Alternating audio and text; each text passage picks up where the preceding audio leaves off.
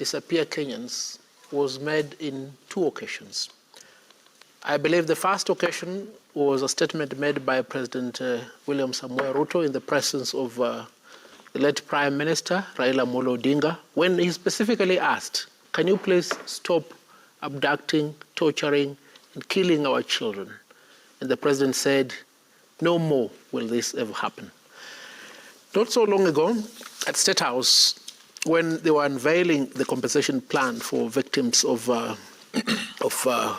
violations of the Bill of Rights, a civil undertaking was given.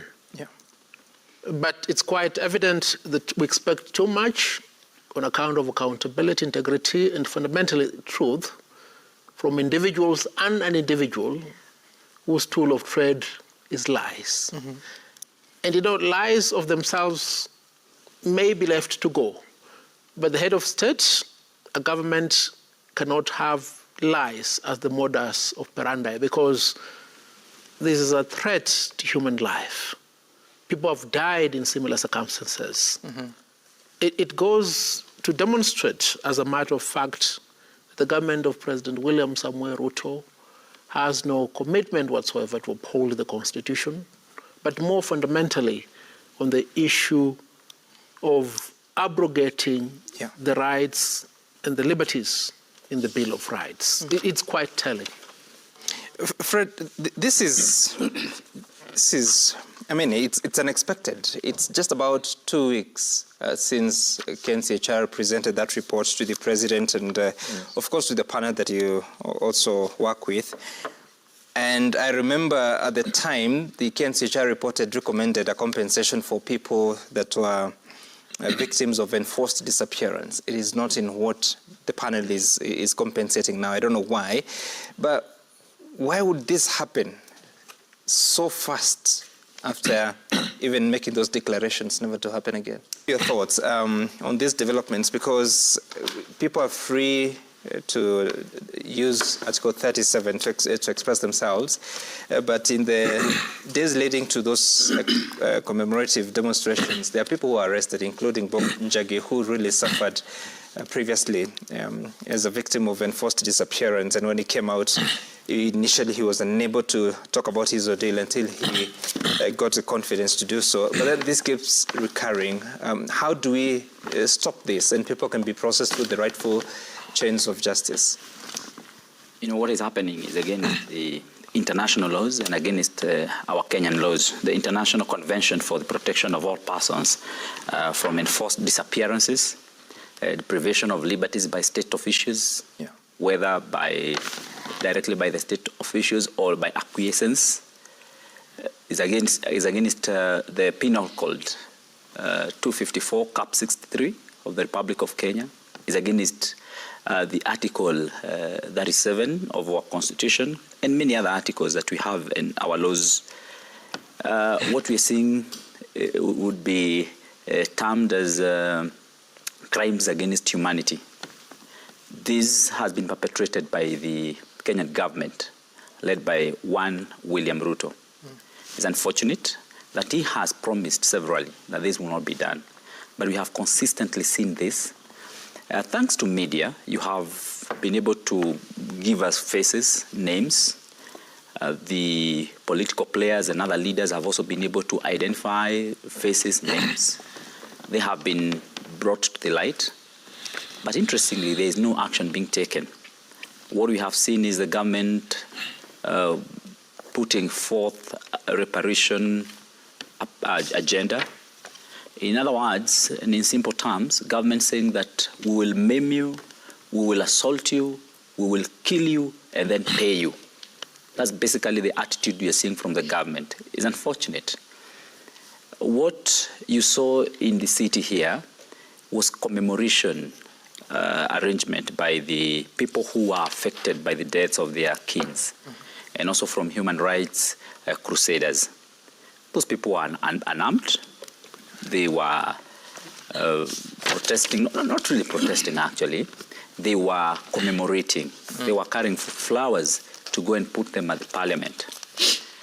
And the kind of force that was meted on these people was, first of all, unexpected because of the assurances that have been given by the CS for Interior, Murkomen, the previous day. Right. But what we saw in broad daylight, in front of cameras, in front of senior police officers, is unfathomable. It's something that many people have been left completely disgusted and disappointed, especially where now we have come to learn that what government says and the kind of assurances that we get have not hold any water. You recall recently you have run a series here of how a meeting of post-budget analysis was disrupted at All Saints Cathedral.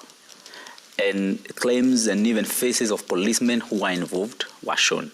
You recall that faces and names and even faces of the policemen who attacked leaders and churchgoers at Wetima Church were all published. But no action was ever taken. So, I thought the matter was taken to the Internal Affairs Unit. You know, that in itself tells you the kind of attitude that government is having towards these issues. We need accountability. Mm-hmm. And we need this to stop forthwith. And the president must stop this because it falls squarely on his doorstep. The IG, Kanja, is one man under siege himself and doesn't seem to have any control whatsoever on these police issues. And I want to call on him to resign. Otherwise, he's going to be one embarrassed person. And Kanja, you know you are coming back home not far from now. You will not have any peace with your villagers because they will be looking at you as a person who, cooperated with the systems that... Why would you say that? I'm saying this because he needs to rethink his approach to this issue. Because, at the end of the day, he's the IG. Mm-hmm. And, of course, we know and understand that a lot of these things that are done even without his knowledge. The best thing for him to do is just leave. Victims who disappeared or who were tortured not being compensated. I think the process, as has been explained before by our chair, Professor Makau Mutua, is a phased process. It started by the fatalities, the mild injuries, the serious injuries, and ultimately it will get to the point where those victims who disappeared, who were tortured, and many more will be compensated based on the quantums proposed in the guidelines by the Kenya National Commission on Human Rights. But most importantly, Sam, is... Ultimately, when is that? As I said, it's a phased out. So I'm sure in the coming days, once the first phase, second phase, and maybe the third phase of the fatalities, because there are so many fatalities. Are the victims of enforced disappearances known? Some of them, because this is a process that a lot of investigations are still going on, identification, categorization, verification, authentication even of documentation is ongoing. I am confident enough that the panel led by Professor Makamoto will do a good job because they have to check with the IPOA, Kenya National Commission on Human Rights, and it keeps changing. People are coming out. Some also still fear coming out because they fear they could be arrested, and the panel has sent a message to them that this is a national healing process, and therefore they should not worry about anything. They should come out because we want to heal this nation through reparation, of compensation, rehabilitation, even restitution, and acknowledgement and even apology to some of these victims, as was recommended by the Commission. But you asked a very good question, Sam. Why is this happening? It is hardly 2 weeks, and commitments have been made. And we have seen people coming out that they were tortured, they're in hospital. I watched Citizen News last evening, and I was a bit worried because you could see some of these people in hospital, and their statements is very worrying. I think it is unfortunate that is happening, and as a country, as a people that would want to heal together, we need to know exactly who are these people abducting them, why are they being abducted, and the police gave a statement, and I want to believe that the statement of the police is one that will help us, because they said that if there's any person out there who, for whatever reason, feels that there's something he wants to record the police, they should come forth. And they also directed, I think, Internal Affairs Department to look into some of those issues. So, for me as a Kenyan... This is subsequent to this event? No, I saw a statement after the demos. You notice there was a statement by the Kenya National Police Service on people who, some civil society was saying, they have not seen their colleagues, their comrades, 24 hours, they have not been seen, and they were required to record a statement and so that the police can pursue that. Yeah. I believe the investigative authorities are in a position to find out exactly where were these people and what was that? Because we have also seen some where people disappear. They disappeared after the last Mandamano, I think in 2024, and then they came back. And now they are Mr. Speaker, sir. Gabriel, he couldn't justify. That was a veiled threat. But anyway, allow me to say two things. Why is this happening? Allow me to say two things from where my brother left. I think, yes, there was a statement. And, the thing that I can do wrong is to second guess what the police spokesman said. One, Mr. Nyaga, he went on to say that they don't condone, and anybody who had information should come forward. Went on again to talk about accountability and transparency, something that Honorable Kagushi has talked about. And the other thing that he eloquently put forward is that they are all committed, and they agree that abductions are serious crimes. Now, from where I sit, the reason why I would talk about it is because you remember it was part of the 10-point agenda or memoranda that was signed between the President and the late Honorable Raila Odinga. And talked about past atrocities, talked about compensation of victims, ending police brutality and abductions, the whole 9 yards. And I think we can see something that is, being done. We've just talked about the compensation part. But Sam, allow me this morning to bring two sides of the coin, as you people in the media say it. Have there been abductions where police have been vilified, where we've seen bad, let me say, I don't want to use the word rogue, but where men and women, some men and women in uniform, have been charged? We still have some who are going through court processes. And as much as we agree, we need to have this thing we are calling abductions, or people being, call it, if you will, the issue of police brutality. Do we need to get to a point where we'll be looking at these things in our rearview mirror? Definitely we need to. But also, there have been instances where these claims of abductions have been exaggerated. Kagusha will tell you he has a counterpart called Koimburi. He will never talk about it. But we have seen these things. Somebody comes out, shouts wolf, yes, we have been abducted, only to find out that that's not the case. How relevant is that to the story that is on the Daily Nation? Have you seen? I have. I'll come to it. Because... It's on the Standard. Yeah. I'll come to it because, first of all, this is an area. Madara is an area I know very well. Some of these people, I know them. Yeah? And the best I think they can do at this point is what the police spokesman said. Please come out. Come talk to us. Tell us. These are the investigating arms. How is the Chuma supposed to come and talk to you? At some point, that would be the best way. How else are the investigations going to be carried? And I like this. There's a part I've seen actually, again, on the media, they are talking about, they are not actually mentioning police. They're talking about these, assailants. Who are they? The police needs to, if they have to carry the investigations, they have to know. At some point, he has to speak to the police, all right? So I am not going to, allow me not to second guess. So the police, you don't know who is spokesman. No. Abducting him? The police spokesman said and talked to that effect. They do not know. as of yet. Are you comfortable as the government spokesperson? I am. Are you comfortable saying that in a country where taxpayers spend money to finance the National Police Service, to finance the National Intelligence Service, and you sit here and you do not know who is torturing activists? I am, because these are the police that have spoken. All right? They have spoken. They have said, we do not know yet. We are investigating. And when a matter is being investigated, the best we can do is to allow for them to conclude their investigations.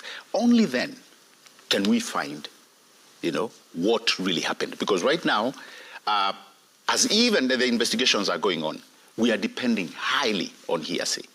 So let them conclude the investigations. I really do hope that the police spokesman or the IG of police will be able to come out and talk, about these so-called abductions. But one thing also I'd like to tell my good brother Kagushi, I think let us use the platform that you have. You're a member of parliament. You can. You just talked about the IG of police. You just talked about Kagushia. He should not lecture me. I'm not lecturing you. I'm not lecturing you. I'm not lecturing you. I'm saying you have a platform. You have a platform. You have been elected by the people, by the Kenyan people, and in particular the people of Mukoroini, to represent them. You can summon the IG of police. You can summon institutions. That is what I would expect from you. You cannot come on national TV and issue veiled threats to the IG. That if you are coming home, or the villagers, you will. No. I do not. How is that relevant to the issue? That's the right thing. Yeah, I don't think that's the right thing. Okay. You have a platform. I don't have that platform. Okay. You do. So clearly there are no answers here on what should happen, but clearly you can see the story of Davis Lichuma and others who are yet to be found. Also, there are some that spoke to Citizen TV over the weekend and said of what happened to them, that they were dumped at different city roads after being taken round and round. They believe they were being held at some forest somewhere, and the people that took them were in some famous vehicles in the city. We take a short break. When we come back, we'll talk about the latest on the Safaricom sale, a matter that was cleared for sale by the Court of Appeal. But what are the ramifications of that should the High Court find there are challenges with the transaction? After the break.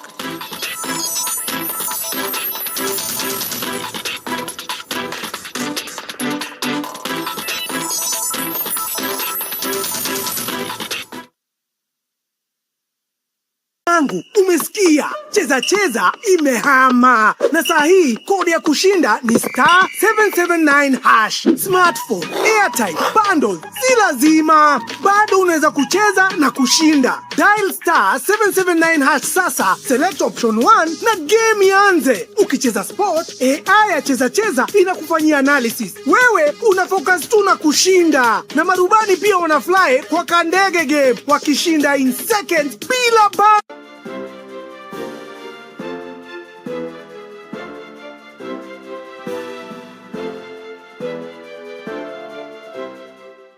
Gambling is addictive, not for persons under the age of 18. No. Now I'm on the explainer, you're not allowing me to explain. You have had every opportunity to speak up. I've never seen you interview anybody and ask them this many personal questions. Hungry and halfway undressed, and we can hope that he get some make some full recovery. Also on the World Cup, just to bring you up to date, is that Morocco proceeds to the round of 16 after beating Netherlands 3-2 in penalty shootout, and that becomes the first African country to progress to the round of 16. But let's talk about another matter, which is about the but before you go there, Mudhuma did mention me, and is trying to lecture me. You want to reply? Yeah, he's trying to lecture me as a member of parliament on my work and what I need to do. Correct. I will tell Mudhuma, you have no local standard whatsoever. You have no basis of advising me, lecturing me, directing me at all. That is not within your jurisdiction. What you need to do, what you need, what you did. You didn't vote for me. I voted for you. The person you should be directing, is a government you spoke for or you speak for. That is a government that you need to be directing, thinking for, and that is where you are paid a salary to advise your government on to stop abducting Kenyans and stop Are you sure torturing he's Kenyans. employed to advise the government? I mean, that is part of his work as a government spokesman because he receives so much information from wherever. I mean, you can get the kind of